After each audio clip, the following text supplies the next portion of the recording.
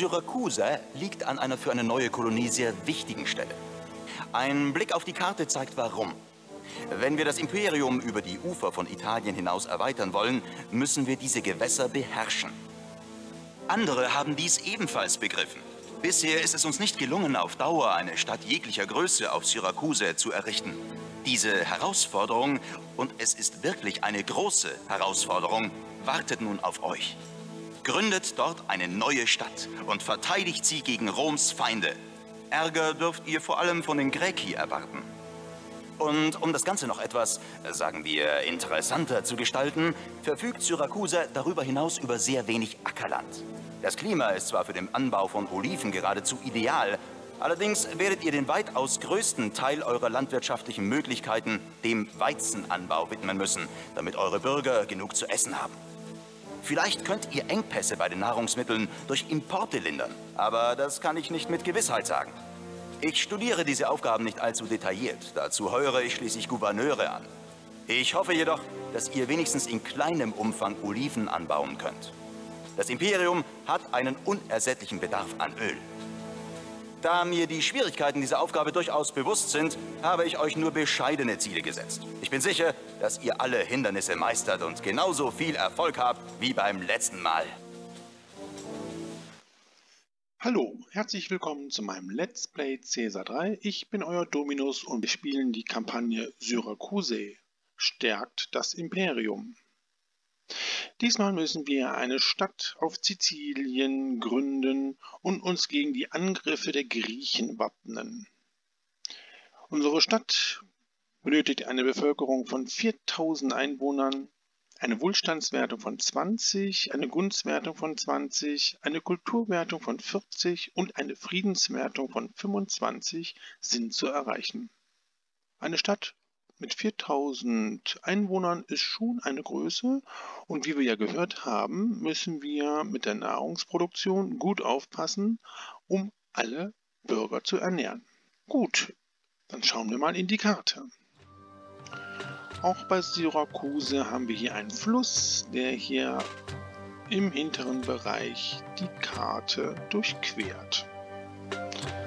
Der weitaus größere Teil hier hat große Landmassen. In der Mitte haben wir hier einen Hügel mit 2 Zugängen. Ja, und im südlichen Bereich haben wir hier die einzigen landwirtschaftlichen Flächen, die wir für den Weizenanbau nutzen können. Das ist nicht sehr viel. Schauen wir mal, was wir produzieren können. Wir können Weizen, Gemüse und Oliven anbauen. An Rohmaterial haben wir Ton und Eisen. Und herstellen können wir Öl, Waffen, Möbel und Geschirr. Für die Möbel müssen wir Holz importieren. Da schauen wir mal direkt auf die Imperiumskarte. Syrakusae befindet sich hier auf Sizilien und wir haben dadurch nur Seehandelsrouten, und zwar mit Capua. Capua kauft ein wenig Waffen und verkauft uns geringere Mengen Möbel. Und Tarent. Tarent kauft etwas Olivenöl und Gemüse, verkauft uns aber das Holz und Fleisch. Unsere Exporte werden Waffen und Olivenöl sein. Damit werden wir wohl ganz gute Gewinne erzielen. Was ist nun der Plan? Das Problem bei dieser Karte ist, dass wir nur Seehandelsrouten haben. Das heißt, hier werden wir unsere Docks errichten müssen. Die Nahrungsversorgung ist allerdings hier. Das heißt, wir müssen hier ein Stadtgebiet bauen und später dann hier ein Stadtgebiet. Und wir brauchen für 4000 Einwohner 3 Stadtgebiete. Wir werden dann nochmal hier eins bauen und relativ schnell mit dem Handel beginnen, um unser Militär entsprechend auszubilden. Gut, dann würde ich sagen, beginnen wir mit dem Bau von Syrakusae. So, wir haben unser Stadtgebiet hier aufgebaut und komplett parzelliert und mit unseren Wachzimmern entsprechend gesichert.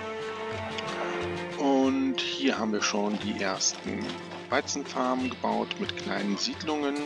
Hier die Lagerhäuser für unsere Exportgüter, Olivenöl und Waffen.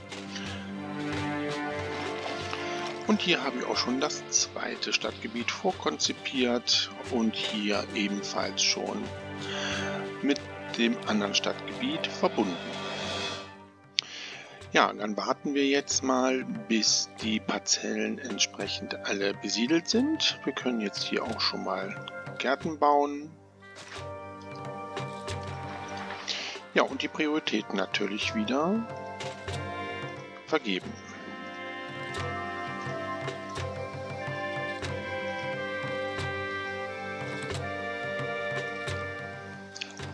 Alle Parzellen sind jetzt entsprechend schon besiedelt. Ja, uns fehlen noch ein paar Arbeitskräfte. Wir werden mal hier die Löhne wieder etwas erhöhen und die Steuern runtersetzen. So, dann bauen wir auch schon mal direkt einen Markt. Wir haben ja hier schon ein bisschen was an Nahrungsmitteln im Silo. Und der erste Weizen wird auch schon von unseren Marktfrauen an unsere Bürger weitergegeben. Das heißt, dass wir jetzt auch unsere Tempel bauen können.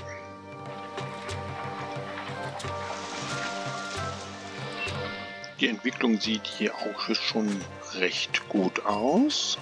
Bauen wir noch mal ein paar Farmen.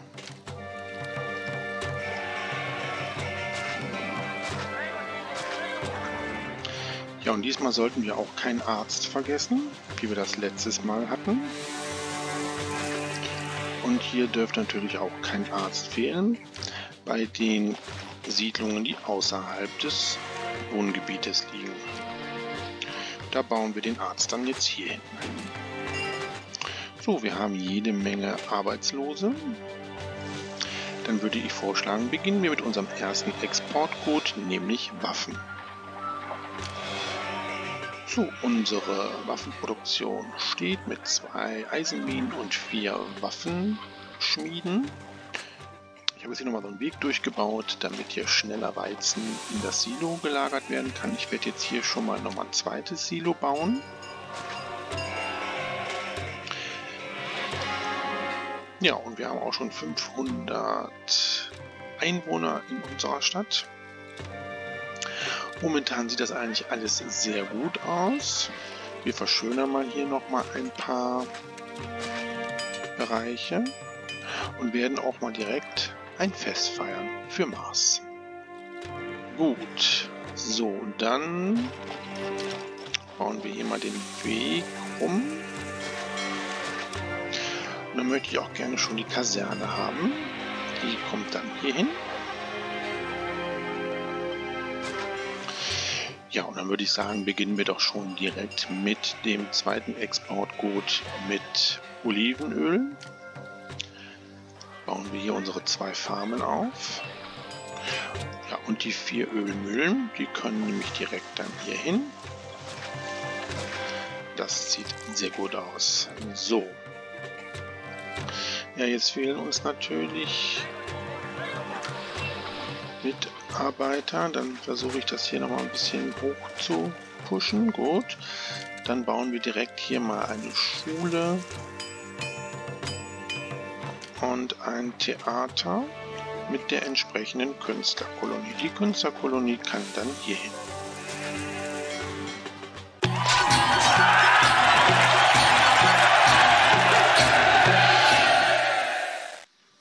Unsere Entwicklung geht weiter. Wir haben jetzt hier schon die kleine Casa. Ja, und wir haben die ersten Exportgüter in unseren Lagerhäusern. Das heißt aber auch, dass wir jetzt die Docks errichten müssen. Die Docks errichten wir hier. Und zwar werde ich direkt schon 2 Docks bauen. Man kann eigentlich sagen, pro Seehandelsroute sollte man mindestens einen Dock bauen. So, die errichten wir hier. Und verbinden sie natürlich auch mit der Stadt.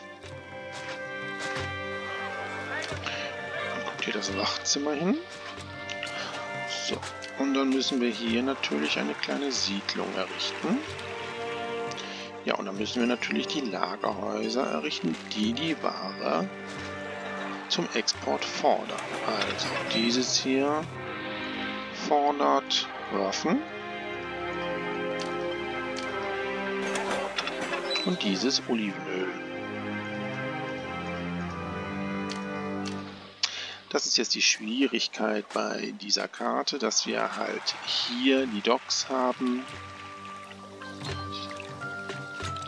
und hier halt die Produktionsstätten. Ja, und der Weg ist halt etwas weiter. Der Feind rückt näher, das heißt, wir müssen jetzt ganz dringend auch mal unsere Forts bauen. Die Forts möchte ich gerne hier auf diesen Hügel errichten. Da werde ich mal hier alles roden und werde hier eine Straße bauen.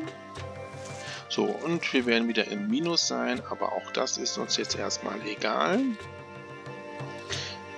Und wir errichten das erste Fort mit den Wurfspeerträgern. Ihr habt diese Gelder ziemlich schnell ausgegeben. Versucht zumindest mit diesem Geld etwas länger auszukommen. Ja, das werden wir. Oh, wieder eine sehr üppige Gabe vom Imperator. Ja, das ist doch sehr gut. Dann können wir auch schon direkt ein Fort für Legionäre errichten. Ja, dann sollten wir aber auch die Handelsrouten natürlich eröffnen. Nach Tarent. Und nach Capua. Ja, und dann verkaufen wir Waffen. Da lassen wir 2 im Lager und Öl können wir erstmal komplett verkaufen. Gut. Ja, und die Karrenträger sind schon auf dem Weg und holen jetzt die Ware. So, und da sehen wir schon, die ersten Waffen zu unseren Docks gebracht werden. Und hier ist schon das Handelsschiff. Ich kann es nicht erwarten, mir etwas Handel zu treiben. Ich liebe ein gutes Geschäft. Capua. Ja, ich würde sagen, wir beginnen mit dem Aufbau des zweiten Stadtgebietes. Da werden wir jetzt erstmal den Brunnen bauen. Und dann werde ich die Hälfte parzellieren. Beziehungsweise nur diese eine Reihe, weil ich erinnere mich aus den Wirtschaftskampagnen, dass ich ja diesen Trick mit den außenliegenden Wohngebieten habe. In meinem Bereich hier zwischen den Stadtgebieten brauche ich ja auch Zugang zu dem Arbeitsmarkt. Deswegen errichte ich jetzt hier diese außenliegenden 2x2 Wohngebiete. Die müssen natürlich auch mit einem Brunnen versorgt werden. Und das zweite Stadtgebiet braucht natürlich auch einen Ingenieursposten und eine Präfektur. Und dann werden wir jetzt hier in der Mitte ein kleines Versorgungszentrum einrichten, nämlich mit einem Silo, was entsprechend Weizen fordert. So, und dann können wir nämlich hier in diesem Stadtgebiet schon den zweiten Markt bauen. Ja, 1000 Einwohner haben wir. Dann errichten wir mal direkt auch neue Tempel. Auch wenn das Silo hier fast gefüllt ist, muss ich es leider abreißen. Ich habe mich hier vertan mit der Wegeführung. Ich muss das hier bis zu den Brunnen ziehen. So, damit wir hier auch die Wege an diesen beiden außenliegenden Wohngebieten haben.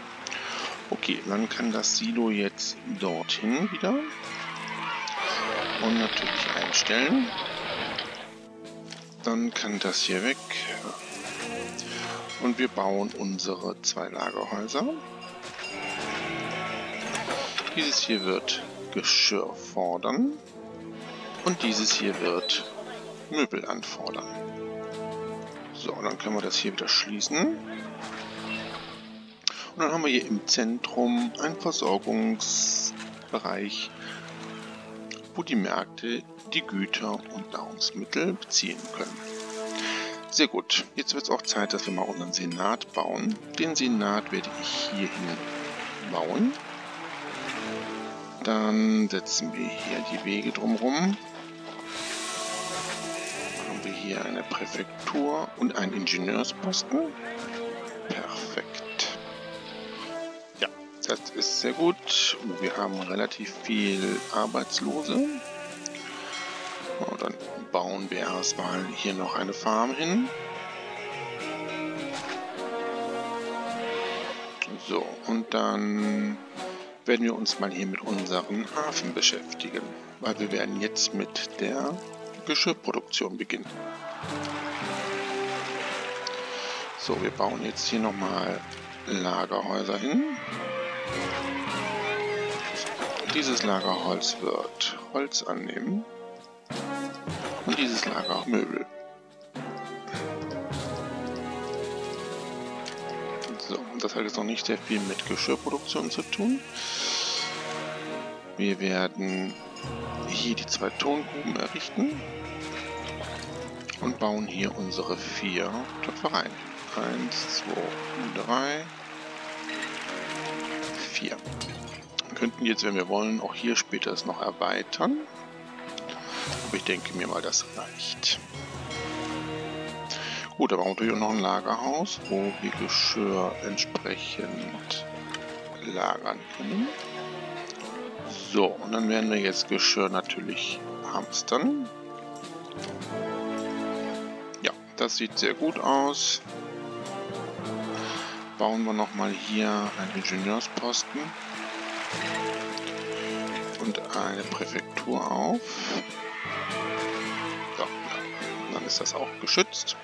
Ja, und jetzt haben wir nämlich zu wenig Mitarbeiter, also weisen wir hier wieder ein bisschen in diesem zweiten Stadtgebiet Parzellen aus. Und dann sieht das eigentlich ganz gut aus. So, wir haben ein Signal gehört. Die Feinde stehen vor den Toren. Dann schauen wir mal, wie weit unsere Armee ist. Unsere Wurfspeerträger sind noch nicht ganz vollzählig, aber dafür haben wir schon eine komplette Legion mit Legionären. Das ist ziemlich gut. So, dann werden wir jetzt mal hier das Forum bauen. Und natürlich Steuern erheben. Na, da haben wir 9%. Und wir feiern mal wieder ein Fest für Ceres. Gut, so, jetzt müssen wir aber auch ein bisschen aufpassen, dass uns nicht jetzt hier die Stadtkasse ins Minus rutscht. So, und hier habe ich jetzt auch schon das 3. Stadtgebiet entsprechend vorkonzipiert. Ja, und dann können wir jetzt auch hier den Markt bauen für das 2. Stadtgebiet. Ja, das kommt jetzt bei dieser Kampagne häufiger vor, die stürmische See, die dafür sorgt, dass unsere Kaufleute erst wieder später in unseren Docks anlegen, um zu handeln. Naja, dann kann sich hier erstmal Ware auch in den Lagerhäusern ansammeln.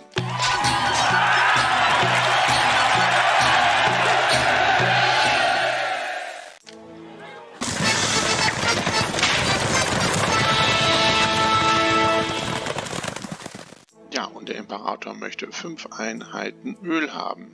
Naja, da unsere Kaufleute im Moment nicht kommen, müssten wir das eigentlich auf Lager haben. Ja, haben wir auch. Können wir direkt wegschicken, ohne zu hamstern.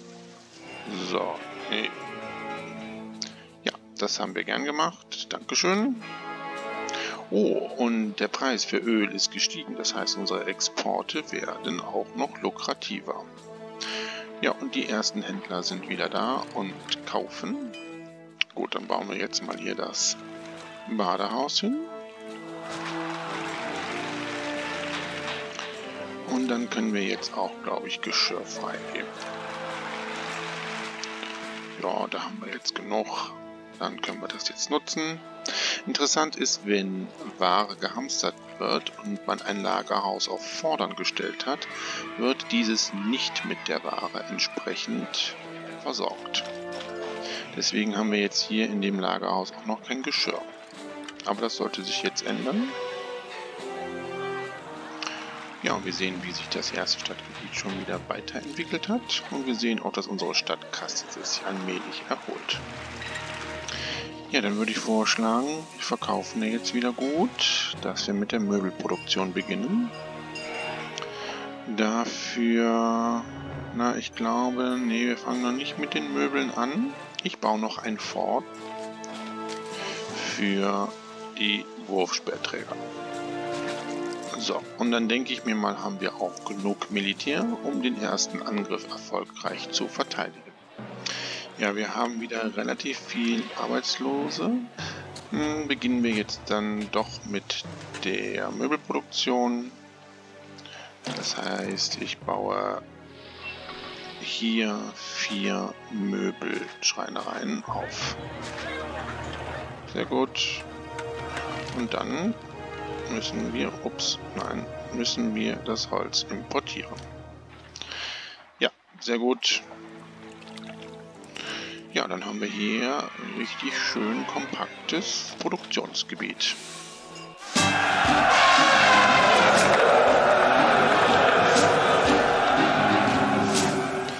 Ja, das erste Mal wird Syrakuse von den Griechen angegriffen. Dann wollen wir mal die Geschwindigkeit runtersetzen und schauen, wo sie angreifen. Ja, da haben wir doch das ganz gut hier platziert. Wir werden jetzt noch Folgendes machen. Mal gucken, ob es geht.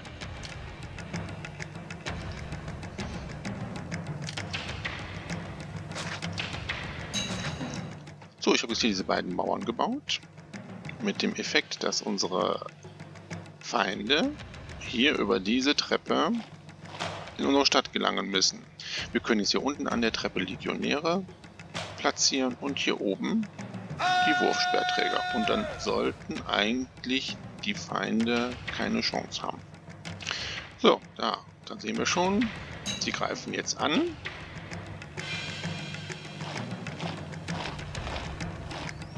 Ja, und von oben schießen die Wurfspeerträger. Ich denke mir mal, das sollte für uns kein Problem sein. Ja, da haben wir jetzt nur noch hier den einen übrig. Den werden wir jetzt auch dann mal in die Flucht schlagen. Ja, der ist auch beseitigt. Okay, ja, dann könnt ihr zum Fort.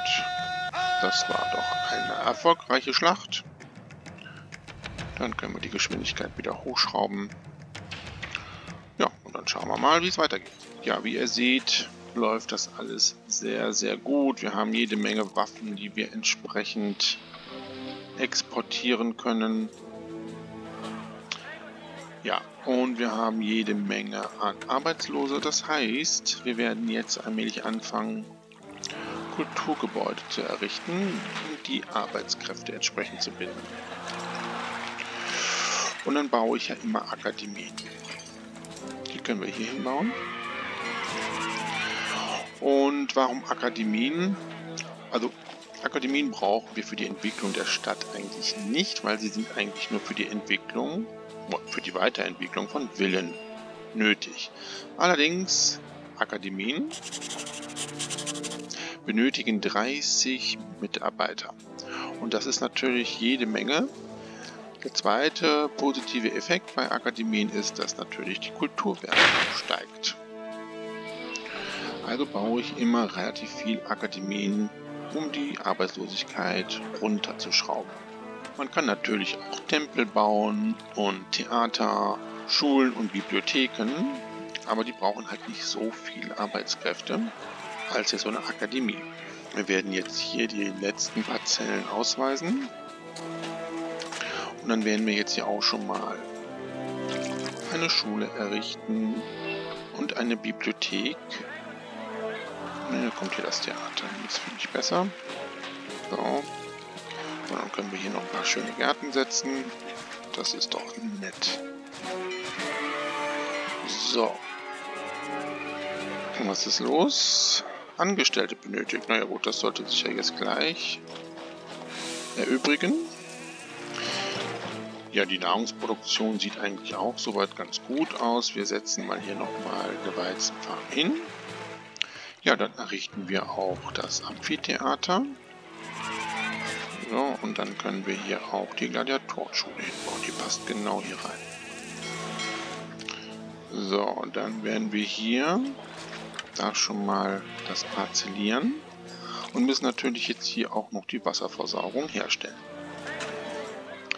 So, Wasserversorgung steht.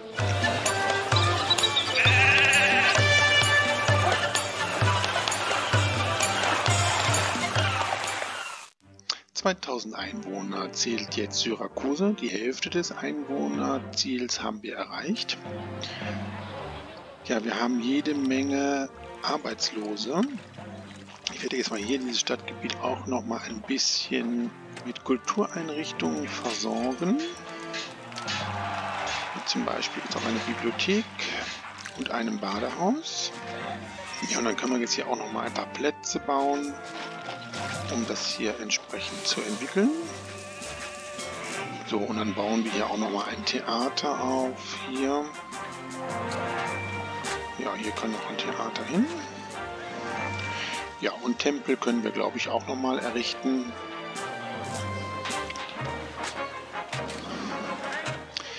Ja, und wir müssen jetzt definitiv gucken.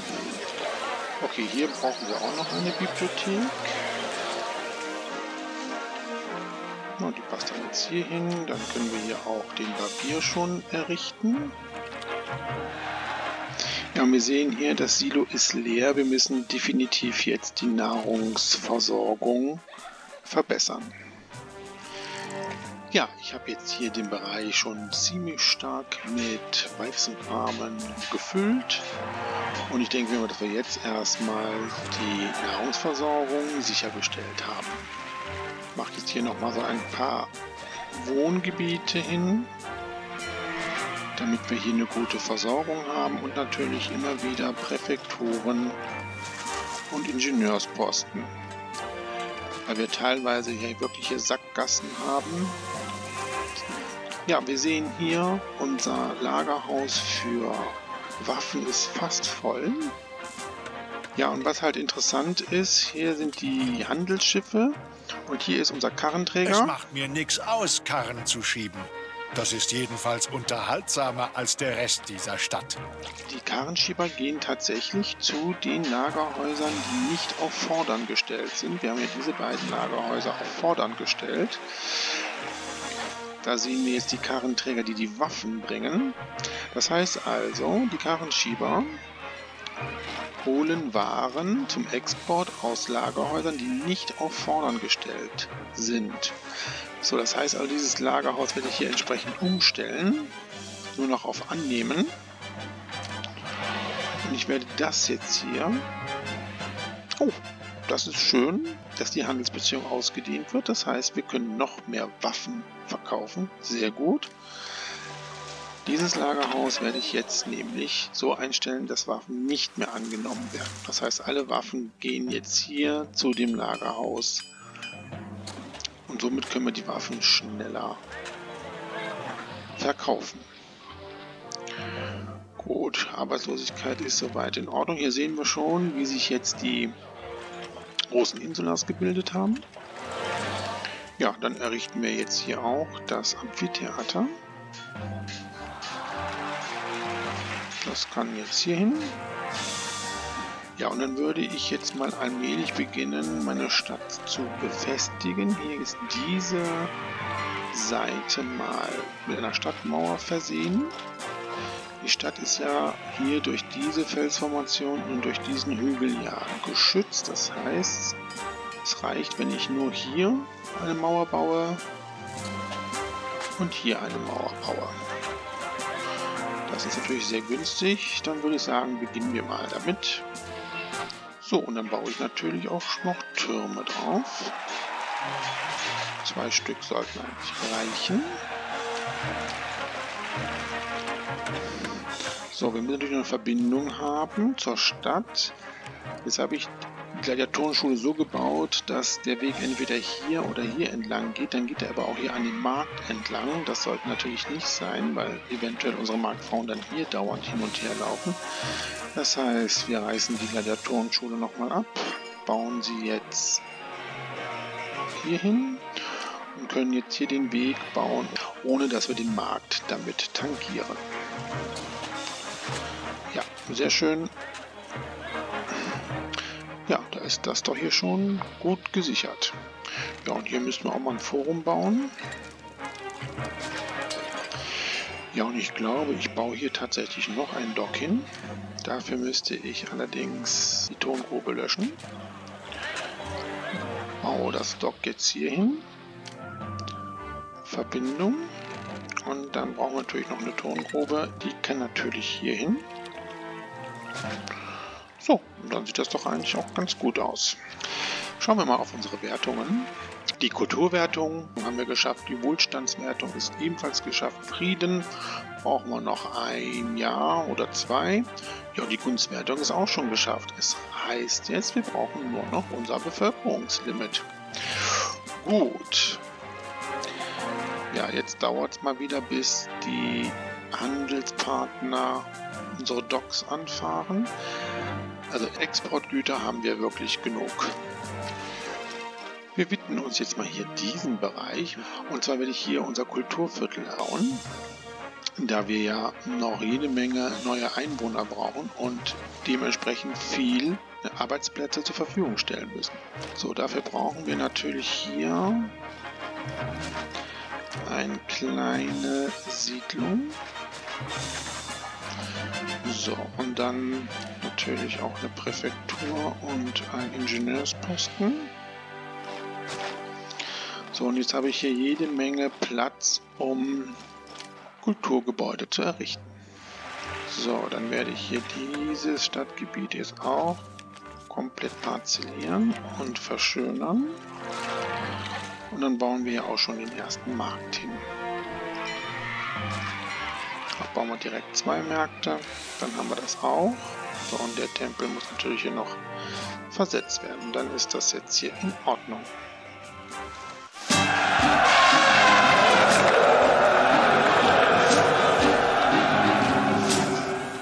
Ja, die feindliche Armee greift wieder unsere Stadt an.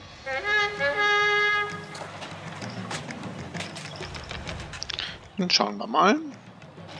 Diesmal an der Stelle. Gut, dass wir hier unsere Türme haben. So, unsere Armee hat hier Aufstellung bezogen und unsere Türme schießen schon fleißig auf unsere Feinde. Ja, dann würde ich vorschlagen, machen wir hier eine kleine Bresche rein und können hier unsere Soldaten mal rauslaufen lassen. Ich denke aber, dass das mit unseren Legionären zu schaffen ist. Mit der Hilfe natürlich der Türme. Da brauchen wir unsere Wurfspeerträger, glaube ich, gar nicht zu aktivieren.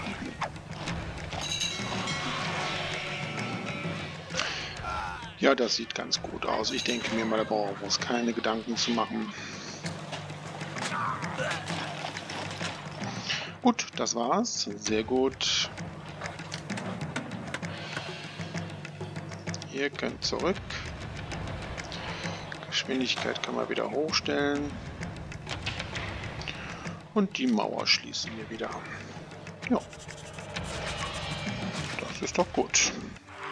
Ja, dann bauen wir mal noch weiter. Ich würde jetzt hier auch noch mal ein Theater errichten. Und dann können wir auch noch mal eine Schule bauen. So, und dann verschönern wir auch mal jetzt hier die beiden Stadtgebiete mit Plätzen.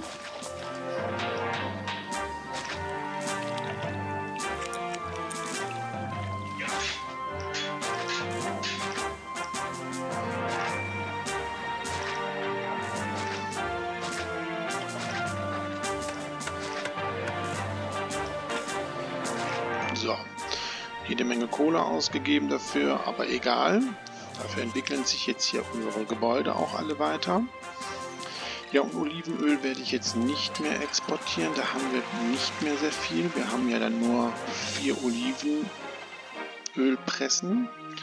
Das sehen wir, haben noch 2. Das heißt, wir werden hier keinen Handel mehr betreiben. Wir können ganz gut mit den Waffen hier exportieren. So, dann brauchen wir hier auch das Lagerhaus nicht mehr annehmen zu lassen. Ja, sehr gut. Okay, dann Schule, Bibliothek, ein Arzt. So, und ich werde jetzt hier nochmal ein Wohngebiet errichten, das nach außen geht. Und hier auch nochmal. da ich jetzt hier gleich noch eine Mauer bauen möchte mit Türmen und dann brauche ich ja auch wieder Anschluss an unseren Arbeitsmarkt. Ja, 10%, das ist auch jede Menge. Okay, hier müssen wir aber auch noch ein Forum bauen.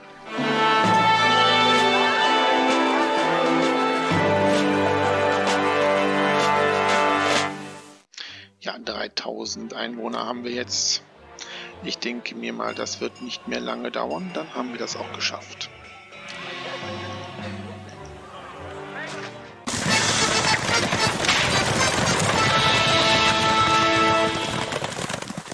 Ja, und 5 Einheiten Öl möchte der Imperator haben. Das Öl müssen wir jetzt leider hamstern. So, dann haben wir jetzt hier die Mauer auch errichtet. Und dann werde ich jetzt hier auch mal die Türme noch bauen.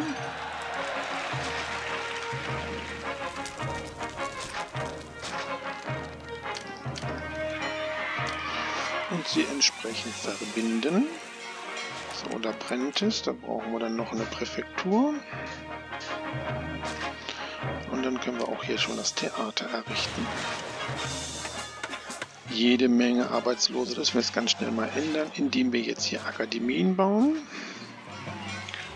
Da bauen wir dann direkt mal 4 Stück hier. Klotzen wir mal richtig. Ja, und die Lieferung für den Imperator ist auch fertig. Können wir wegschicken und das Öl muss natürlich wieder zur Verfügung stehen. Okay, gut. Ja, das sieht doch auch jetzt ganz gut aus hier. Das machen wir auch mal ein bisschen schöner. So, dann kommt dann hier auch noch das Badehaus hin.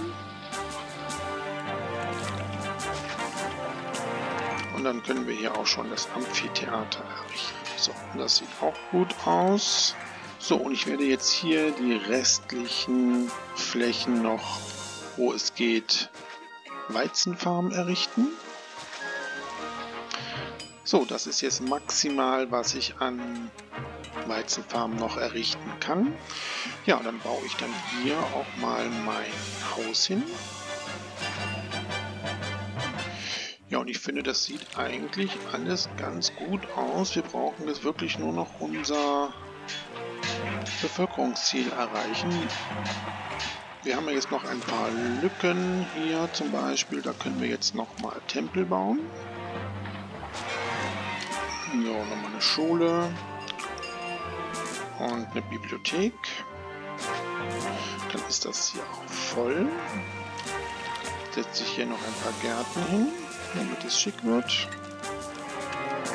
Ja, und Olivenöl könnten wir jetzt auch mehr verkaufen, aber das brauchen wir für unsere Stadt. Ja, die 4000 haben wir jetzt fast erreicht. Und schauen wir uns nochmal Syrakuse an. Wir haben hier unsere 3 Stadtgebiete mit den Docks. Hier die Produktion von Möbel und Geschirr. Hier haben wir unser großes landwirtschaftliches Produktionsgebiet mit den ganzen Weizenfarmen, mit der Olivenöl- und Waffenproduktion. Hier haben wir unser kleines Kulturviertel. Das werde ich jetzt auch nochmal mit Theater und Amphitheater entsprechend füllen. So, machen wir auch noch ein bisschen schick hier. Ich liebe das ja. So, und hier habe ich auch mein Haus. Das könnte jetzt auch noch ein paar Gärten vertragen. Ja, sehr schön. Und mit dem letzten Blick auf Syrakuse beenden wir jetzt diese Kampagne.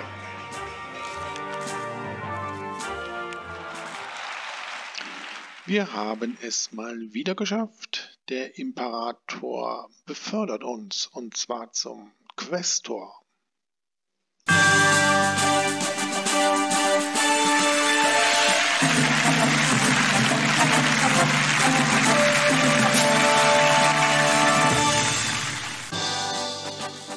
Gouverneur, das war eine großartige Leistung. Die Griechen zu überzeugen, ihre Pläne für Syrakuse aufzugeben, legt das ganze Mittelmeer für Roms Pläne offen.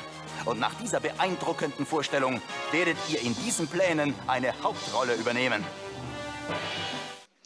Ja, das hört sich ja sehr spannend an. Dann schauen wir mal, wie es weitergeht. Es geht nach Norden. Nach Mediolanum. Die nächste Militärkampagne. Bis dahin sage ich Tschüss, euer Dominus.